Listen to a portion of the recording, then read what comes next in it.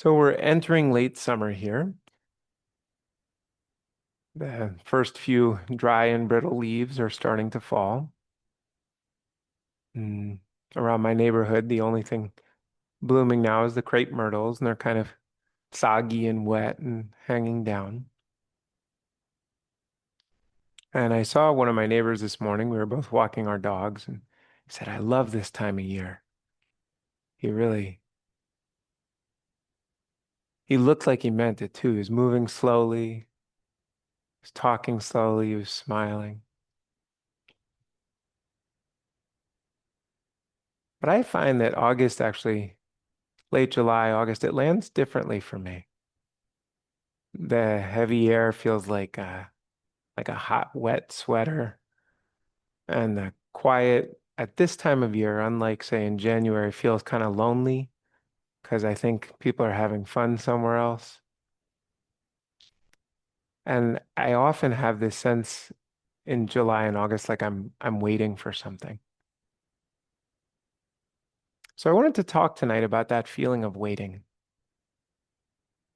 what it is, how it makes us feel, and maybe how we want to work with it.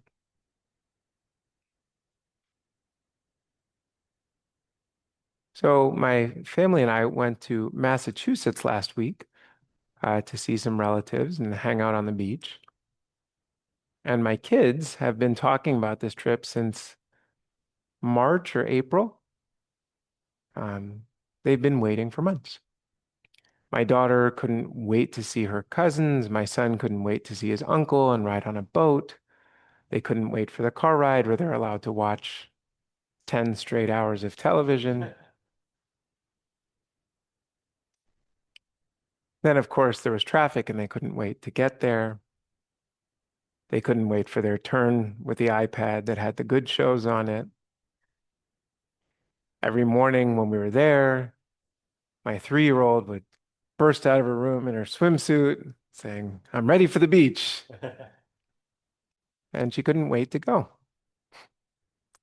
They couldn't wait to get their sunblock on. They couldn't wait for us to drive to the beach or to stop talking to the other grown-ups before we actually walked to the beach. And then for a little while, they stopped waiting, sort of. But if I watched them closely, they were waiting for the other kids to pay attention to them. They were waiting for us to give them a snack. They were waiting for their turn with a shovel. They were waiting for the game that they actually wanted to play. Then they were waiting for the night that we'd take them out for ice cream. I think there were some moments of contented absorption, but they were checkered throughout the day. And there was a lot of actually intense, unhappy waiting in between. And one way to think of waiting, that feeling, is that it's craving. It's sort of craving made visible. Because if you aren't waiting, you're just sitting still, relaxed. That's not waiting at all. That's just contentment. But once we're waiting, it's not actually a physical experience. We think of it that way. We think, oh, if I'm in line at the grocery store, I'm waiting. If I'm in the terminal waiting for a plane that's delayed or further delayed, or the new plane after they change out the crew, right? We think of those as the moments when we're waiting, but it's not a place or an action. It's a mental state. Waiting is wanting something that hasn't happened to start, or waiting is wanting something that is happening that you don't like to stop. That's waiting. The Pali word for craving is tanha, and waiting is really any moment of the day that there's a little bit of tanha arising. It's a squeeze of the mind, a contraction, a narrowing.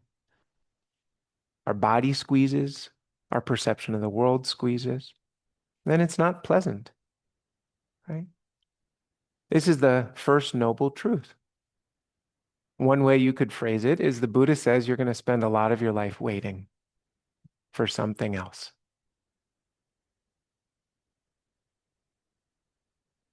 And this state, this background state of waiting, generates storylines of misfortune, victimhood, scarcity, right? It gives rise to all the afflictive emotions, self-pity, blame, resentment.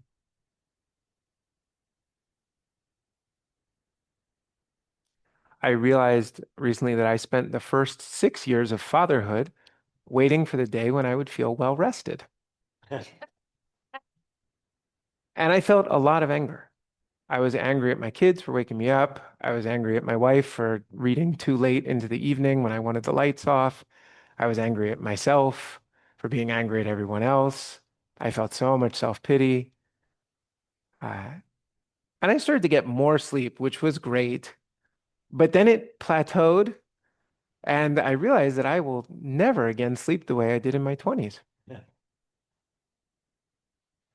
But the big difference is I'm not waiting anymore. I was exhausted today, but it didn't bother me the way it would have a year ago, 2 years ago, because it occurred to me that if I wait any longer, I'll miss precious parts of my kids' lives, you know, that you can't get back. I might wait so long that they're out of the house or that I'm on my deathbed. And then I can smile knowing I'll rest in peace. But I'll probably feel pretty lousy that I missed my life waiting for the time when it wouldn't feel tiring. And this was a big realization for me that the tired life is the one that I get to live.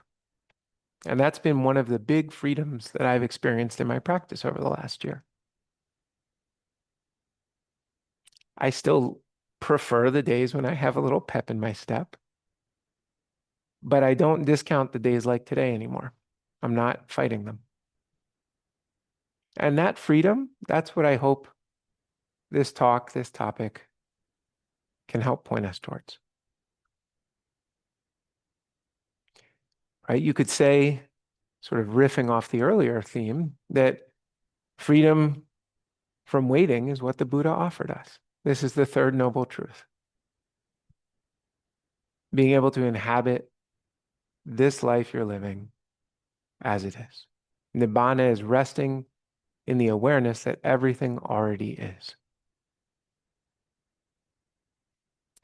In therapy, one way I see it is that moment when someone with chronic anxiety finally really notices their breath, not thinks about their breath or talks about breathing, but actually feels themselves breathing and feels the couch underneath them and realizes that even if their mind is telling them that some feeling in their body is a chronic health condition or that their kid's career choice is definitely not going to be okay, or whatever it is, they can sit with all of that stuff swirling in their head and realize that in this moment, right now, they are breathing and they're sitting on the couch and it's okay.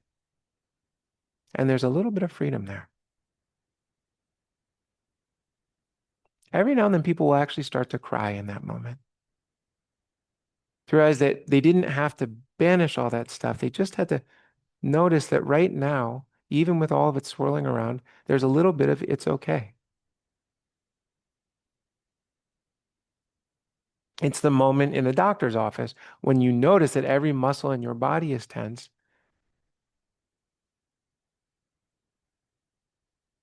and you start to soften and settle back into your chair.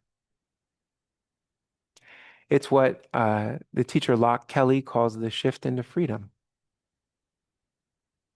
But how do you do that? How do you get to that point where you can soften? Because some of us notice that we're tense in the doctor's office. We think about how tense we are and we think about the reasons we're tense, then we get tenser, right? It's not just noticing it. There's a deeper awareness that's required. Step one is noticing that we're waiting, that we're tense, that we're wanting this moment to shift. But there's more to it. Sharon Salzberg, a well-known meditation teacher in this tradition, um, tells a story about being on a retreat practicing in the Mahasi Sayadaw tradition, which is this naming technique. So when you're thinking, if you notice that you're thinking, you say thinking in your mind, not out loud. When you're walking, walking, when you're eating, eating, when you're grumpy, grumpy, whatever you notice, you just name. And she realized after a while that she was just saying waiting, waiting, waiting, waiting. What am I waiting for? And that opens the door to the second step. So the first step is to notice you're waiting, but the second step is to get really curious. What am I waiting for? Because underneath that feeling of waiting, there is some pile of fears and desires that have built up. And the genius of the Buddha's teachings is that if you can bring your awareness down to that level of those fears and desires that are often operating well out of your view, you can start to feel some freedom and some peace. You don't have to resolve them. You don't have to get rid of them, but you do have to hold them in awareness. So returning to the earlier example, were my kids craving vacation because it represented an end to boredom or a break from school or time outdoors? Maybe I was looking forward to the beach because I imagined it would be a moment free of physical pain and exhaustion or family harmony where everybody's treating each other well or sustained happiness. I don't need to tell you whether those things came fully realized or not. But if I look, I can see that those are the things I really want. Those are the things that matter to me. And they're not necessarily bad. There can be this misperception that the Buddha taught that wanting anything is bad. There's nothing wrong with wanting your family to be at harmony, wanting yourself not to be in pain. But it's when those desires are just kind of like pressures on the mind that you're not seeing. That's what starts to get at us. So the Buddha said, look at it. Notice, I want so badly to not feel tired. I want so badly for my body to not ache. I want so badly for my kids to stop screaming at each other. If you can just name that and hold it out here, there starts to be a little space and a little ease. Maybe at the doctor's office, it's more about fear than desire. I'm so afraid of what I might be about to hear. I'm so afraid of how this might shift my life. I'm so afraid of dying, right? There's one that sits in the background for most of us. And to put our finger on it can actually be to realize one of the truest things about ourselves.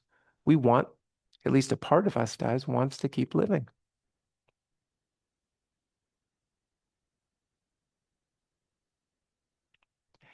And the stronger that awareness, the deeper the insight, the more those fears and desires you can bring up, the more peace starts to settle. The more the mind starts to see that even with all of those things unsettled and unresolved, the present moment somehow also feels complete. It already is. The present is fully here.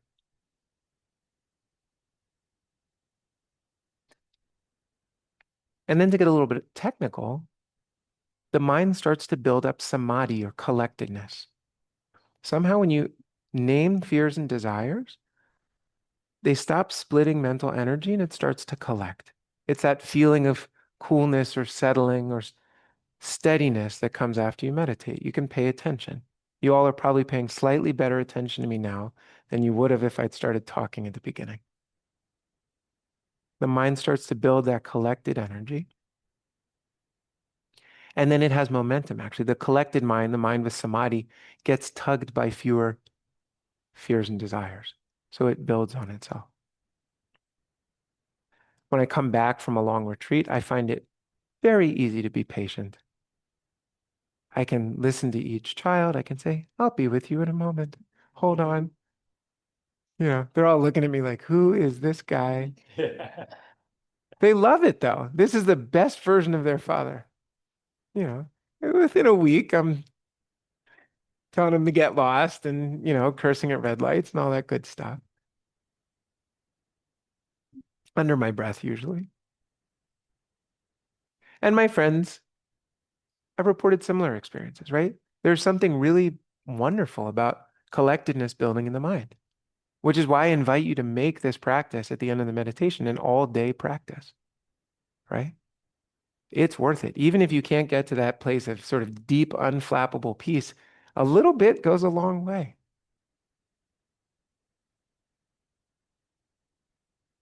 So waiting is this invitation actually to practice. Maybe you won't see all the fears and desires operating in that moment, but even if you can bring a few of them to the surface, there can be an opening.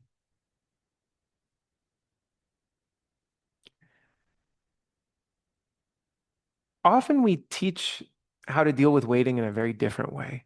I love the show Daniel Tiger. It's a spin-off of Mr. Rogers' Neighborhood. They took the puppet character Daniel Tiger and made him into an animated main character for those of you who aren't currently watching PBS Kids. And he's great. He teaches all kinds of social and emotional lessons to kids. And one of them is a little song when you, I won't sing it, when you wait, you can play, sing, or imagine anything, right? This is how we teach kids how to wait. It's distract yourself.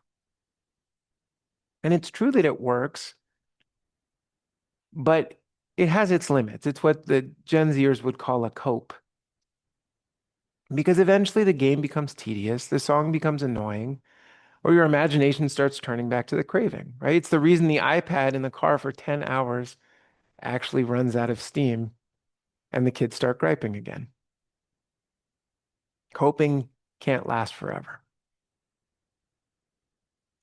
And the Buddhist hypothesis is that awareness, bringing our desires into our conscious awareness, holding them gently with compassion, that actually doesn't run out of steam. Just the opposite, it builds on itself, right? And so you can use the copes, but oftentimes it's a missed opportunity actually to do a deeper, more sustainable type of work. So imagine four people sitting at a stoplight. One of them's afraid of missing their event.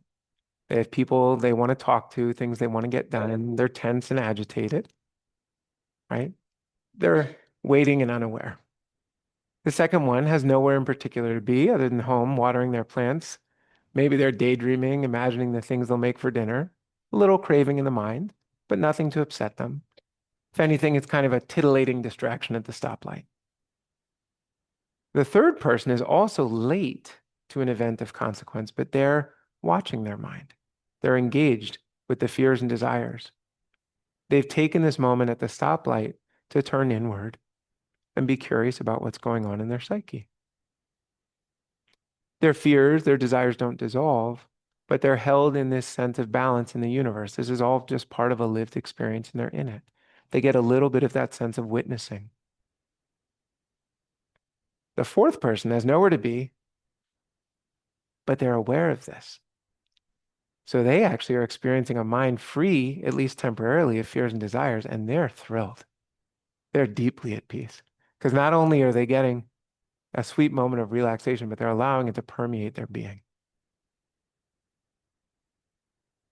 right?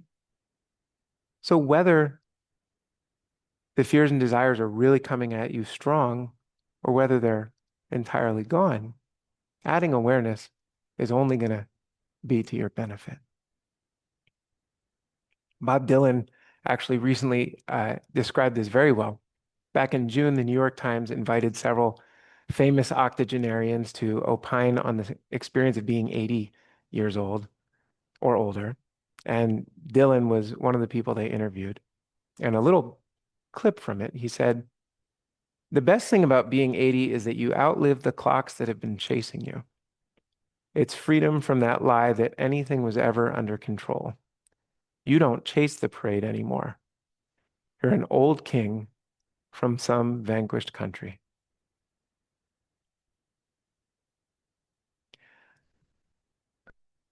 So for all of you who are still chasing the parade, myself included, the invitation is just to get curious about the fears and desires that are motivating you.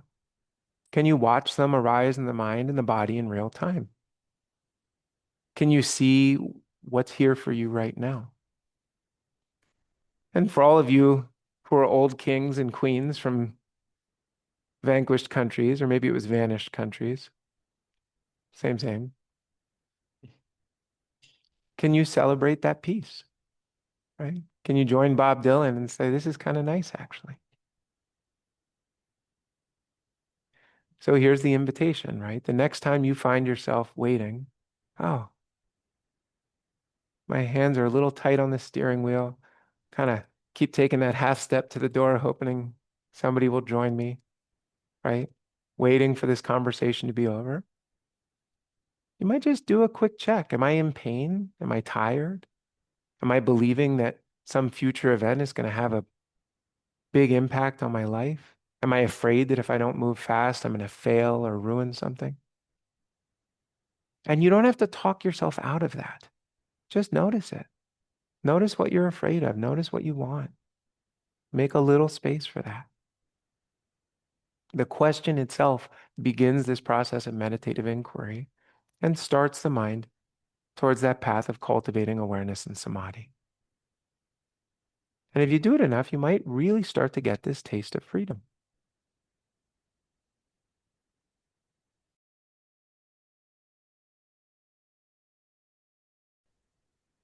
Any thoughts, observations, questions, curiosities? Yeah. I was. Oh, wait, we have a microphone. Could you? I can use, of course. Yeah. People online. Oh, okay. So I was mentioning my group. There's something you said that rang in me. What you said that waiting is kind of a second stage, and I believe it's true because there's this one stage where if you're completely caught up in your mind, you don't realize you're waiting. So you can be in a traffic jam and everything feels all right. But in the reality, it's because in your mind you say, oh, I have to order the pizza, or my kids I have to do this and that and that. And so you don't know you're waiting for 1,000 things. So it's important to quiet the mind enough and be able to spot everything that how the mind is doing, so that when the mind is quiet, that's where the waiting is coming up. Right. And so you said that very well, and I think that's very interesting. Yeah. Oh, I'm so glad. Thank you.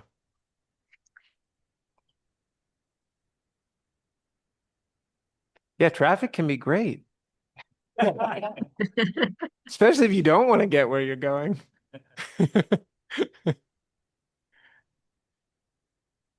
In the back.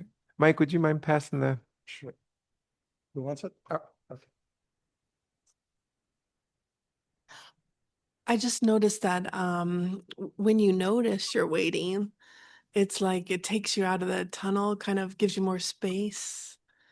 Then you can observe it and yeah, I experience a little bit more freedom from it. Yeah, just that initial observation even can start to get things going. That's right. Because without noticing, then you're just in it. You're just tense. Yeah. Yeah. Yeah. So Thank you. thanks.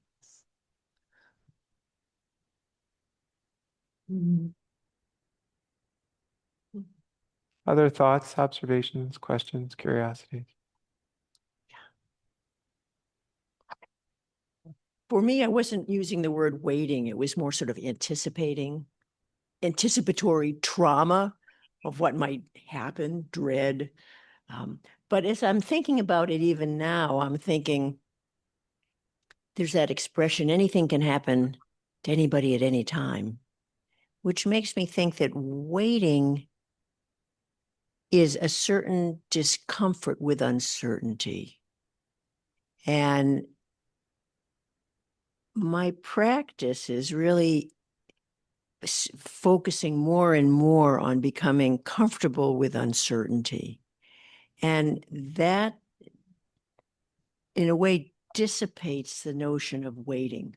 That's right. Because who knows? Yeah, you don't even know what you're waiting for because anything could be coming down the pipe. Yeah, that's right. Thank you for that. I'll build on that. My fellow group member over here. It occurred to me in your sharing of your waiting to not be tired anymore.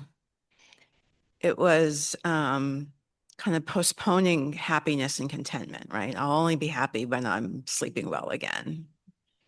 And that's one big reason that I come to meditation and mindfulness, right? Is to not postpone that it's always here for the taking.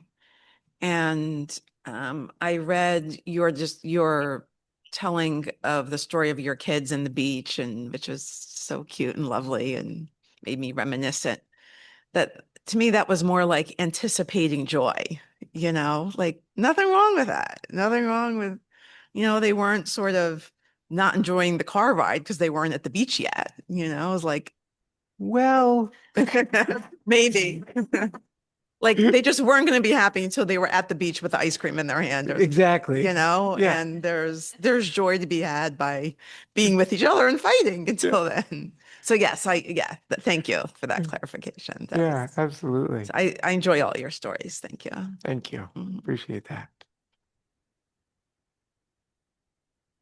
Um, Hi, I'm Ramona. Uh, I think the thing that I'm drawing out of this is that waiting is sort of when your mind is an imagined future, whether that's good or bad. And you can imagine something that's going to be really good that doesn't meet your expectations when it comes to the moment that you're in it, or imagine something bad that might happen. Um, the ability to sort of put something off into the future that you want, when, if you think about it, you can have it now just by taking a step towards it. Like you want a great new job, or you want to lose 20 pounds, or you want to get more rest, like go lay down.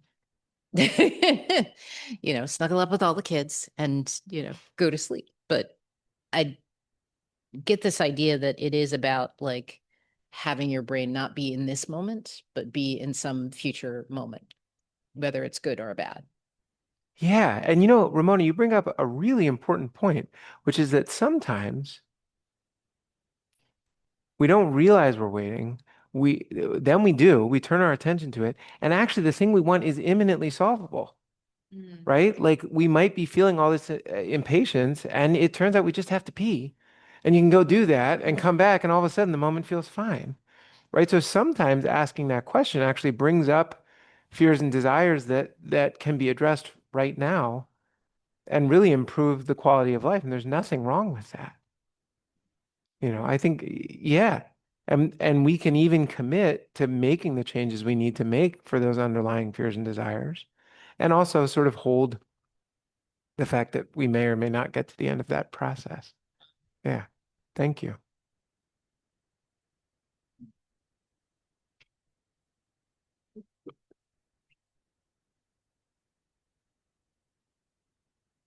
Hi. So I I was thinking about this. My practice has definitely been focusing on the aspect of um, waiting.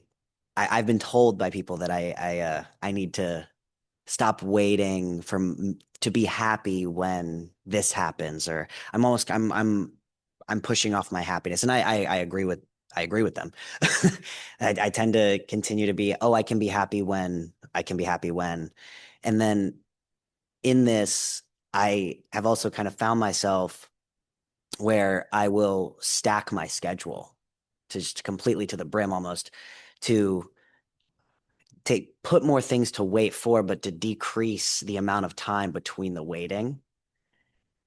And I I'm almost trying to I've been thinking about this more recently in the sense of, well, what is the balance there of making almost what am I like waiting? What am I waiting for? But also, why do I need to minimize the distance?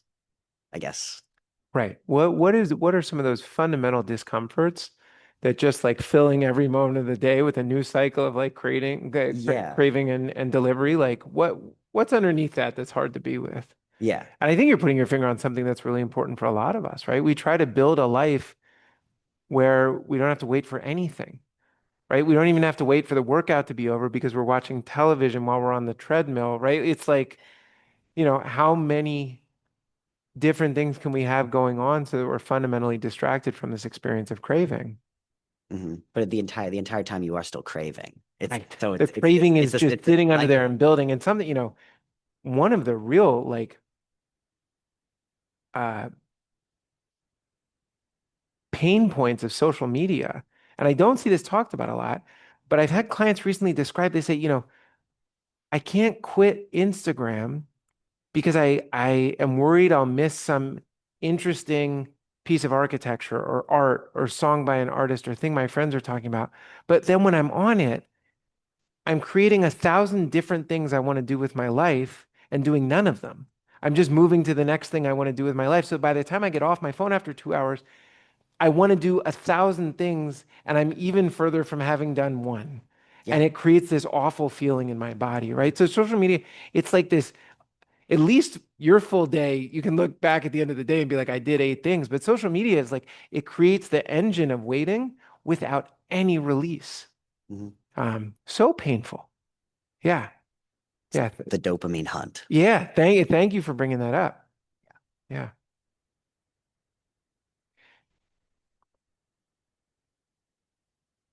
I love that discussion. It's just, and thank you for bringing up and connecting it to the experience of being on retreat earlier, Oh, yeah. because that's what's really coming up in me right now.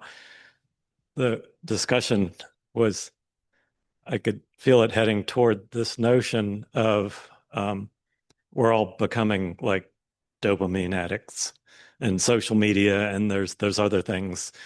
Social media is just sort of the most obvious example, but we're losing the ability to just sit peacefully and have nothing. It's Yeah. like our brain is telling us all the time. It's like, don't just sit there, pull out your phone. There's interesting stuff going on Instagram. Um, and so the experience when you're on retreat, I think not enough people until they've like done a couple of retreats really fully appreciate the power of going for a week completely unplugged. Right. And a lot of people anticipate that it's like, oh gosh, how am I going to live without my phone? Yeah, I don't think I can do it. I'm going to pull out my phone. I'm going to have to check email. And when you make yourself do that, it's really transformative. And it's something that I think in modern society, we have a really basic need for this that we're not getting, of Yeah. having that experience of not satisfying the constant dopamine hit. Right. Right. We become so good at getting stimulation that the gap between waiting for stimulation and getting it is almost zero now. But it's creating this sort of funky mind state where the stimulation isn't really enough. And so you have to remove it, go back to that feeling of actually waiting for something interesting to happen and sit with it long enough that the mind starts to quiet, right? And really can explore some of the deeper things beneath there. Yeah, no, retreat is really the only place I've ever been that allows for that process to happen. Yeah, thank you for bringing that up, Neil. One thing I'll throw out there too, in response to some earlier comments, and I'm going to butcher this because I don't have it in front of me, but maybe 3, 4 years ago, they were doing a study of the emotions that people feel, and I think it was with a Scandinavian population. And what they found was later in life, older people were able to experience uh, more complex emotions. They could have the experience of like joy while in pain, or the experience of sadness and satisfaction, right? And there was a way that as what we might call wisdom grew in the mind or insight grew in the mind, there was an ability to be at peace even with the incompleteness of things, right? I sort of think of that at the opposite end of the spectrum of my children in the car with the iPad wanting the ice cream, right? Like, I there is a way that as we age, even if we're not practicing the Dharma or doing this stuff consciously, I think we start to learn how to settle into, right, the incomplete experience of right now, the uncertainty of this life. Um, so just to throw that in there too. Yeah. Maybe time for one one last one, two last ones, Joe? And if anybody online wants anything, let me know. So I had two thoughts that occurred to me after our group met. The first is that I was recently stuck on a plane waiting to take off, waiting to go on a vacation to Europe. And there were thunderstorms just pouring down, and we're waiting and waiting and waiting. And then I realized this is an opportunity to watch a World Cup game on my phone using the internet that was still free because we were still in the airport. And so all of a sudden I said, I'm just going to enjoy watching the game, which I did. And I was like, I hope we wait as long, for the game to be over, which we did, because we ended up waiting 4 hours on the tarmac. But I was happy because I was watching this game. It was a really good game too. I think it was Mexico versus England or something. That was like a good game. That was a good game, yeah. Yeah. So when we finally took off, I was like, okay, I'm good with this. I was happy with the experience, and I was just in the moment enjoying the game. So that was great. The other thought I had is completely unrelated, except that it relates to waiting. I just remembered that old song by Tom Petty and the Heartbreakers, The Waiting.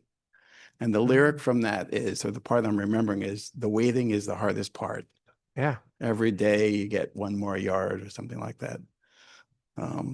But that's really to the point. I appreciate that, Joe. I think Yeah. Tom Petty was onto something. Yeah. Yeah. Thank you. Maybe that's a good place, unless there's one last question. No? Okay. So we can move to, thank you. Wrapping up. One thing, that I'll add to this mix too, is that being with other people, being around people you trust and care about, it really feels good. It relaxes the body, it relaxes the mind, it creates a sense of completeness and wholeness, right? So another helpful antidote to waiting is good company. And there's a way in which like being together as a group tonight was really had a particularly nice feeling. I think there's just a good energy in the room and even online here too, right? It's a nice thing. And you can sort of feel the way that allows us to settle into the present. And so taking note of that, and one thing I like to do to sort of celebrate that or build on that, is to invite you, if you feel comfortable, turning to somebody sitting next to you and thanking them for showing up to help build this community together. So thank you all online.